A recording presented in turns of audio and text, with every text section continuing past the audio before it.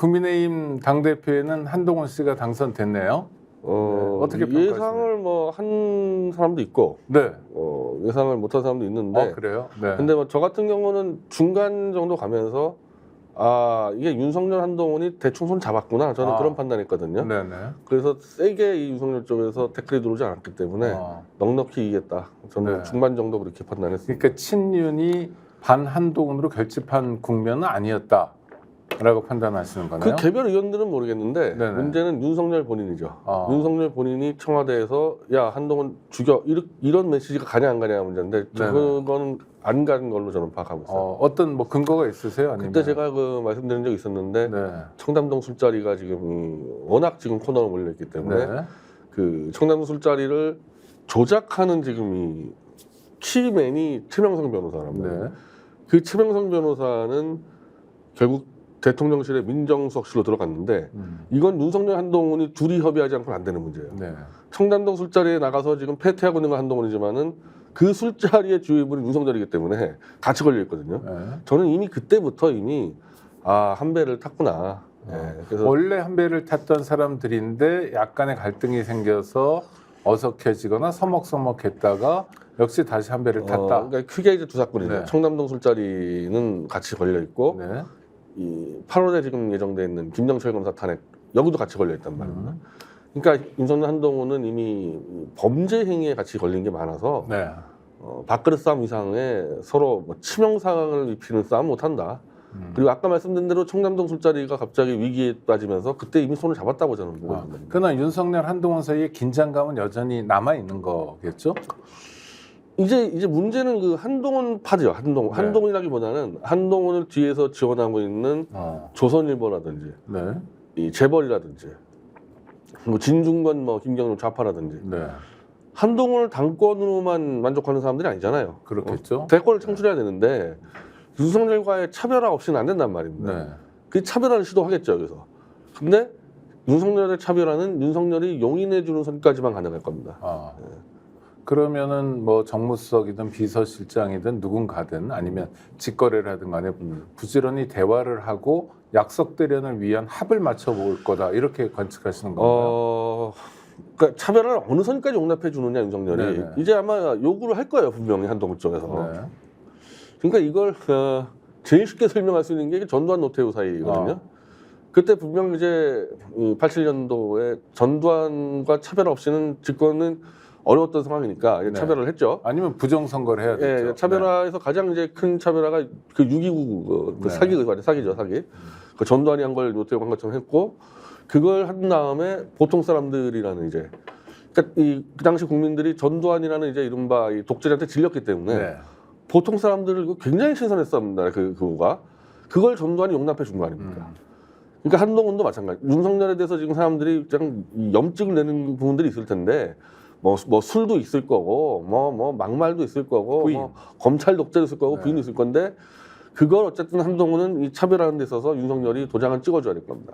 네. 그 논의는 윤석열 한동훈 양측에서 하고 있겠죠. 그리고 실제로요 노태우가 집권한 다음에 또다시 전두환과 차별화 문제가 나와서 결국 전두환이 백담사 가지 않습니까? 이게 어찌 보면 또 차별화인데 그때마다 전두환 팀과 노태우 팀이 계속 협의를 했습니다.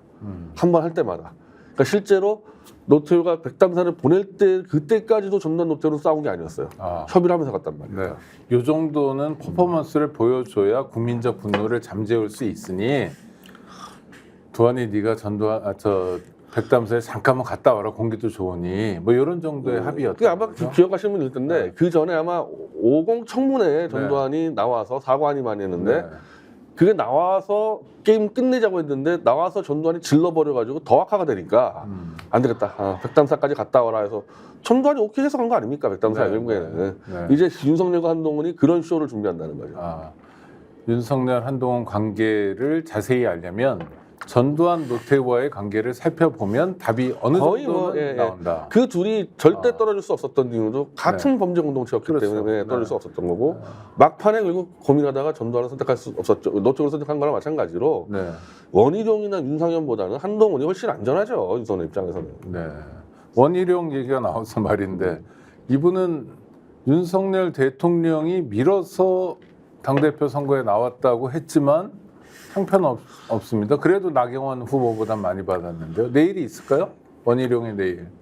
원희룡을 좀 이제 쓸 생각을 하겠죠, 윤석열이. 네. 이제 한동훈을 적당히 견제하기 위해서. 그래서 원희룡 정무장관설이 나오고 있는데 네. 저는 충분히 가능한 시나리오라고 봅니다. 네. 그러니까 이게 정치라는 게 사실 저런 식으로 정치하면 안 되거든요. 근데 이 특수부 검사들은 온갖 이 술수만 쓰다 보니까 한동훈하고 한 배 탔어. 근데도 믿지 못하니까 또 원희룡을 갖다 쓰고 이러면은 막 꼬이거든요. 네. 근데 지금 그렇게 구상을 하고 있으니까 원희룡도 지고 한동훈도 지고 이런 지금 짓을 하려는 거죠, 이제 윤석열 같은 경우는. 뭐 나경원은 현역 의원이어서 큰 타격은 없겠네요. 나경원 어차피 서울시장 준비하고 있었기 때문에 네. 적당히 이름 알리고 한동훈하고 너무 세게 들이받았다고 생각했는지 이 전당대 그 발표 날에 그냥 한동훈을 끌어안고 난리 쳤는데 나경원은 오세훈하고 딜쳐서 서울시장 나가면 되거든요. 네. 거기서 한동훈은 태클만 걸면 되니까 나경원은 뭐 챙길 거 챙겼다고 봐야죠. 네. 가끔 궁금한 게 윤상현 의원은 뭘 챙기려고 나온 걸까요? 이분은 지지율도 계속 고만고만하다 말았는데. 글쎄, 하여튼 이분은 저랑 좀 잘 아는 사이여서 네네. 그런데 아니 전당대 준비하기 전까지는 한동훈이 박근혜를 감옥에 보내고 태블릿을 조작하고 이런 거를 터뜨리겠다 그랬거든요. 근데 사실 이게 이 원희룡도 그렇고 뭐 나경원도 그 부분을 얘기를 하다가 자꾸 움츠러드는 이유는 그러면 윤석열을 치게 되니까 그렇죠. 할까 말까 다 끝났어요, 사실은. 그래서 윤상현은 그걸 준비하다가 도저히 윤석열까지는 감당이 안 되니까 그냥 적당히 뭐 드랍했다고 봐야 되는 거죠. 아니 근데 원희룡, 나경원 의원은 그래도 뭐 내일도 있고 뭐 또 투표율도 어느 정도 나오고 뭐 서울시장을 기약한다든지 이런 게 있는데 윤상현 의원 같은 경우에 특별히 뭐 정치적으로 재미 볼 판은 아니었잖아요. 4명이 붙는 선거에 출마해서 초지일관 4등이었다는 건 주목도 별로 아니, 못 그러니까 받고. 원래는 출마의 목적이 아까 말한 대로 한동훈의 그 박근혜 조작 수사를 터뜨려서 네. 강한 보수세를 엎어서 보수 리더가 되겠다는 게 목적이었는데 그걸 포기했다는 거죠. 윤석열을 눈치 보다가. 엉거주춤하다 만 거네요. 네, 그건 뭐 다 마찬가지인데 네. 심지어 장외 보수 세력도 마찬가지인데 한동훈을 공격을 제대로 못했어요. 왜? 네. 윤석열이 다 걸려 있으니까. 그러니까 이 전략 자체가 이미 국민 기만 전술이니까 저는 안 된다고 보는 게 네. 모든 이 검찰대 조작 수사는 한동훈이 다 한 거다. 윤석열 모르게 이렇게 가다 보니까 그 말이 안. 그러니까 한동훈이 뭐라 그러니까 대통령과 다 상의했다 자기는. 네. 박근혜 고용 30년도 대통령과 상의했고 다 상의했다. 이렇게 넘겨버리니까 공격을 못한 거죠. 그렇죠. 어쩔 걸래요? 어쩔 거예요? 뭐 이런 얘기하면서 그 대통령님이 하셨는데 네. 토론 과정에서 막 나오세요. 그것도 네. 이랬었죠. 그 뭐 패스트트랙 그 네, 기소도 네. 그거 대통령이 한 거라고 네. 다르 버버버 했잖아요. 그 한마디로. 네. 그러니까 둘이 한 몸인데 이걸 따로 떼려 그러니까 이 전술 다 실패한 거죠. 그렇군요. 한동훈 씨의 내일은 어떻습니까? 이제 활짝 열린 겁니까? 사실은 국회의원 한 번도 못 해보고 선거라는데 처음 나간 사람이 집권당 당대표 선거에서 당선된 건 어떻든 간에 어마어마한 성취죠. 예. 근데 일단 첫째로 이 집권당을 지켜줬던 범장애 보수가 이탈한 건 분명합니다. 네네. 이탈했어요. 근데 이탈한 상태에서 이건 뭐 기획된 건 아닌데 이 8월에 어쨌든 김영철 청문회 탄핵은 한동훈과 직접적 연관된 문제란 말이에요. 네. 그 당시 이 실무 총책임자가 한동훈이었고 팀장이 윤석열이었기 때문에 당연히 그리고 그걸 노리고 있어서 김승환 저 민정법사위 간사는 김영철 탄핵 청문회는 배후에 한동훈까지 잡겠다고 얘기하고 있습니다. 공식적으로. 그리고 뭐 그거는 뭐 제가 이제 뭐 아마 참여하게 되면은 뭐 한동훈 그냥 박살 내겠죠. 네. 뭐 증거 주작으로. 증인이나 참고인. 제가 신청을 저는 신청을 했습니다. 그래서 제가 뭐 PT도 다 준비했는데 뭐 입도 못 열 거예요. 제가 얘기하면 이게 위기가 하나 있고 청담동 술자리가 지금 그 술집이 패소하면서 한동도 이 유탐사에 10억을 걸어놨는데 이게 아마 선고가 9월 초쯤 나오는데 패소가 거의 확정적인 것도. 네. 이 두 건에 대해서 이게 터졌을 때 장애 보수가 이거 안 막아준다고 얘기하고 있습니다. 이거 한동훈이 걸린 문제에 대해서 우리들은 안 막아주겠다. 이러면 사실 상당히 위험해지는 거죠. 아니 근데 장애 보수가 막아주면 막힙니까? 뭐 이런 것도 약간 궁금하기도 하고. 이번에 그러니까 기세를 얻는다 예를 이런 들면 한 차원인가요? 60% 한동훈이 이겼다고 나머지는 장애 보수라고 봐야 되는 건데 한 6대4로 보면 돼요. 이 조중동 세력과 네. 그러니까 사실 한동훈은 조중동이 밀었죠. 조중동이 밀고 장외 유튜버들이 민 게 한 6대4에서 7대3 정도로 갈라졌다고 보는데 네. 한 전체 이 국힘당 전력의 한 30%는 차지한다. 그러니까. 아, 근데 거기가 만약에 돌아서서 네. 이 김영철의 위증교사라든지 청담동 술자리, 청담동 술자리 같은 경우는 사실 다들 놀랐어요. 제가 다 줬는데 보수 쪽에다가 네. 한동훈이 워낙 세게 얘기했기 때문에 그거 다 가짜인지 알고 아마 보수뿐이 아니라 웬만한 국민들 다 그거 가짜 뉴스인지 알고 있을 텐데 한동훈이 코너에 몰렸다 그래 깜짝 놀라가지고 뭐 제가 다 아는 사람들은 이거 우리가 안 막아준다. 오히려 우린 더 퍼뜨리겠다 이러고 있으니까 요 두 건이 가장 큰 위기가 있는 거죠. 청담동 술자리와 관련해서 그냥 일반 시민들의 머릿속에 많이 남아있는 건 한동훈 씨가 그날 술을 먹었다는 건데 나는 술을 안 먹는 사람이다. 요게 큰 쟁점인 것 같은데 큰 쟁점이 맞습니까? 아니 그거 하고 또 네. 하나는 나는 장관직 걸겠다. 김은겸한테 뭘 걸래요 이래가지고 이거 완전 가짜 날조라고 다 인지가 돼 있지 않습니까? 그러니까요. 근데 이게 아니라 일단 술은 네. 안 마시는 건 맞다며요. 하면 안 되는데 문제는 네. 그 술자리에 있었을 가능성이 점점 높아진다는 거죠. 네. 거기다가 이제 그러니까 대표님 말씀은 술을 마시냐 안 마시냐는 비본질이다. 이렇게 정리되는 건가요? 아까 예를 들면은 네. 나 그때 그 자리에 있었는데 네. 난 안 마셨다. 그리고 어. 뭐 문 대통령하고 변호사들하고 술 한잔하는 게 뭐가 문제야 이렇게 설명했으면 되는데 네, 네. 이걸 거짓말이라 그러고 실제로 이걸 보도한 강진구자한테 구속영장을 쳤거든요. 네. 그러면 이건 진실을 짓밟고 이걸 진실을 캐는 기자를 구속하려고 그랬기 때문에 이거 보통 사안이 아니죠. 근데 이게 지금 드러나고 있다는 거예요. 문제는 이게 네, 지금 네. 실체가. 네. 그럼 한동훈은 뭐 법무장관으로서 국회에 나와서 완전히 거짓말한 거야 되는 거고 무고가 되는 거고 뭐 보통 사안이 아닌데 자체가. 네. 그러나 무고가 되더라도 무고죄로 법률 적용을 해서 수사도 하고 기소도 해야 뭐 처벌을 받고 타격을 그러니까 받을 이게 텐데 이 저는 지금 검찰은 좀 기울어져 있잖아요. 아니 검찰이 네. 그럼 강진구 기자를 기소했어야 될 거 아닙니까? 네.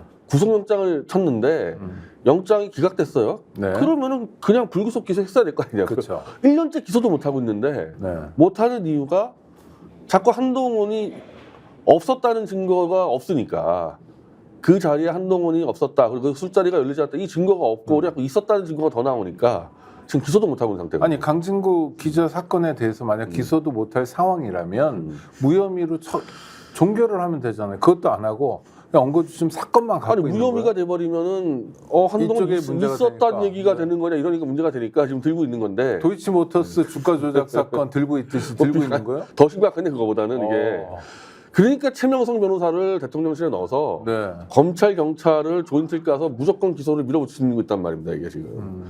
근데 그게 어쨌든 뭐 증거가 없는데 기소를 하든 말든 네.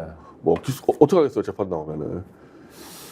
심각하네요. 하여튼 자 한동훈 대표 시절은 그 전과 다를 거다에서 국민들 입장에서는 약간 귀를 기울였던 게 최상병 특검법이거든요. 뭔가 새로운 비전을 제시할 것 같고 뭔가 여야 간의 합의도 있을 것 같고 또는 뭐 특검법이 좀 이전과 달리 손쉽게 네. 통과될 것 같은데 결과는 전혀 아니었어요. 전혀 아니 그건 애초에 아니었던 건데. 아, 애초에 아니었다. 왜냐하면 네. 제3자 특검을 얘기하고 있었기 때문에 어찌 보면 그거 한동훈 얘기가 맞는 거예요. 네. 그냥 들고 있으면 굉장히 욕을 먹으니까 제3자 특검을 하자 그러면 민주당이 못 받을 거 아니냐. 그럼 우리는 제3자 특검으로 하는 명분 잡자. 이게 한동훈식 전술이 맞는 거란 말이에요. 네. 그러니까 한동훈은 오히려 한 발 더 나가서 이재명 대표에게 왜 제3자 특검 안 받냐. 왜 야당이 많이 추천해야 되냐 이렇게 공세를 펼치고 있거든요. 네. 그러니까 좀 윤석열도 아마 납득을 했을 겁니다. 아 한동훈이 잘하고 있구나. 그러니까 민주당 주도의 야당 특검 추천법은 어제 그냥 부결시키고 제3자 특검을 계속 요구하고 있을 거란 말입니다. 네. 근데 그 제3자라는 게 지금 이제 변협이라 그러고 대한변협이요? 지금 변협이 하는 짓을 보면은 그거 맡기면 안 되는 게 너무 명확히 드러나고 있거든요. 네. 검사 탄핵을 반대하고 있어요, 변협이. 한마디로 검사 집단과 지금 유착돼 있는데 글로 이 사건 넘어갔다가 최상병 사건은 거의 모든 고위 권력자들이 다 둘러싸서 이걸 뚫고 들어가 수사를 해야 되는데 그렇죠. 웬만한 의지 갖고 수사가 되겠냐고요, 이게 특검 한다 해도. 네, 네. 그러니까 변협 정도 추천해가지고는 이거 오히려 증거가 그냥 묻힐 수가 있으니까. 그러니까 이재명 대표는 지금 못 받겠다는 거 아닙니까, 전 네. 특검을. 그러니까 여기서 이제 서로 부딪히는 거죠, 이게. 그러면 결국에는 한동훈이 원하는 대로 최상병 특검을 지금 방해하고 있는 겁니다. 결과적으로도 그렇고 내용적으로도 반대하고 있다. 근데 다만 이제 이게 네.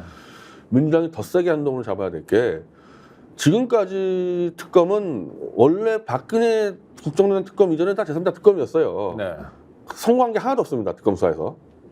박근혜 특검 때 처음으로 야당이 추천해서 그래서 박지원 씨가 박영수를 데려오고 박영수가 박근혜 정권의 감정이 아주 악화되어 있는 윤석열을 데려오고 윤석열이 한동훈을 데려오고 이래가지고 그냥 마음껏 난도질해서 어쨌든 성공한 거 아닙니까?